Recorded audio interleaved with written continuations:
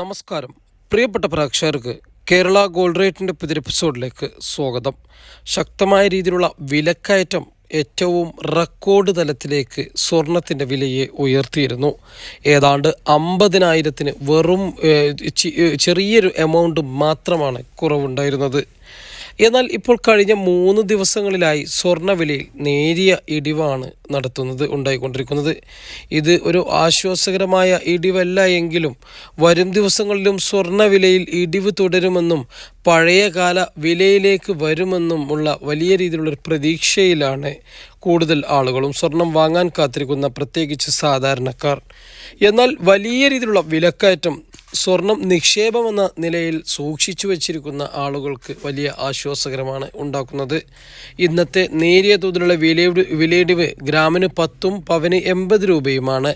ഇന്ന് 6,115 ഗ്രാമിനും പവന് 48,920 എന്ന വിലയിലുമാണ് വ്യാപാരം ആരംഭിച്ചിരിക്കുന്നത്. എന്നാൽ റെക്കോർഡ് തലത്തിലുള്ള വില ഇനിയും 50,000 കടന്നു മുന്നേറുമെന്നാണ് വരും കാലങ്ങളിൽ ഉണ്ടാവുക എന്നാണ് പറയുന്നത്.